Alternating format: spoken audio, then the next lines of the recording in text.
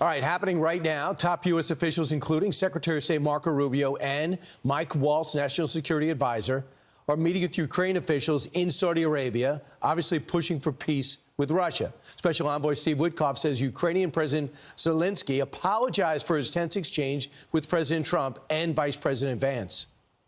Zelensky sent a letter to the president.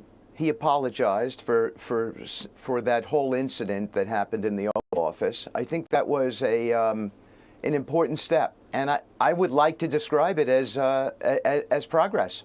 Joining us now is former Deputy National Security Advisor KT McFarland. KT, what are the stakes today for Ukraine? Oh, it's complete everything. Ukraine has to figure out a way to get this back on track. Now, why? Because of that disastrous White House meeting. And so the Secretary of State, National Security Advisor, are meeting with the Ukrainians. And first of all, it's not just the apology letter that Zelensky said, but what does that mean? You know, what are they likely to give up? What does the deal look like? You know, Rubio is now really engaging in what I would call good old-fashioned shuttle diplomacy. And when my boss, Henry Kissinger, did it in the 1970s when I worked for him, it was going to one side and saying, what are your bottom lines here? What can you give up?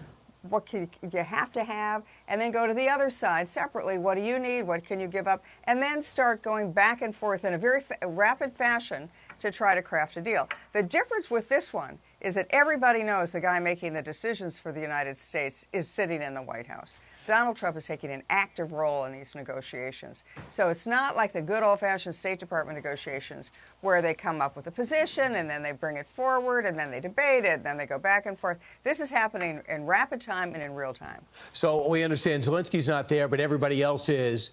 And they're going to talk about what, maybe confidence building on both sides. First off, stop the flight, stop the drones, or you could you stop hitting energy sectors. That's what the Russians are good at. But yesterday, or a couple of days ago, we took down intelligence sharing and we took down the satellites that allowed them to see incoming rockets. The Russians took advantage of that. There's a sense, some reports say, that they'll reinstall that if they see sincerity on the Ukrainian side. Do you hear the same thing? Yes, absolutely.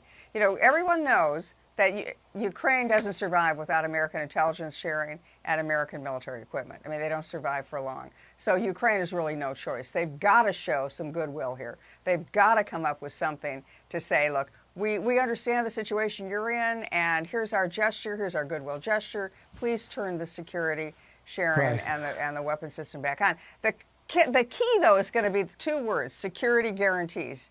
You know, Ukraine keeps insisting they want American security guarantees, which sounds like a military security guarantee, which sounds like boots on the ground, which sounds like basically the equivalent of NATO membership. And President Trump has said that's no way. Americans are not sending military forces into this engagement. But you know who is? Russia and France. And if Russia doesn't, France and England. And if they don't like that, the Russians say, that's a non-starter, but I can't see anything moving forward. We'll find out, because it looks like Witkoff could be going to Russia afterwards.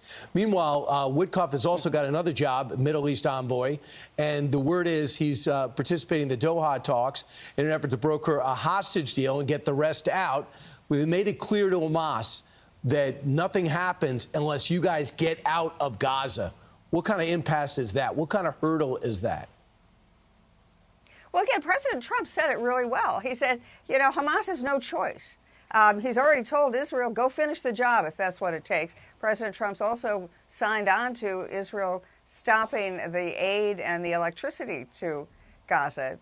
Hamas is finished one way or the other. And it's now a matter of how do you get American citizens back and how do you get the hostages back. I think President Trump was very moved when he met the hostages in the Oval Office last week. I've met them as well, and you can't look into the eyes of those people who've been through hell and back being held hostage. I mean, their eyes are empty. They're really tough and wonderful people, but man, did they go through a lot. It's hard to see that and then somehow have a lot of sympathy for Hamas. Right, and there's all types of proposals how to go forward, and some people are ticked off at Adam Bowler for going into Gaza to try to get those hostages out. We'll see how it goes. We'll also find out more and more reports. The hostages say there's a link between Hamas and the financing and support of the campus unrest we're seeing in places like Columbia, Yale, and Harvard across the country. That's something we're going to talk about a little bit later. KT McFarland, thanks so much.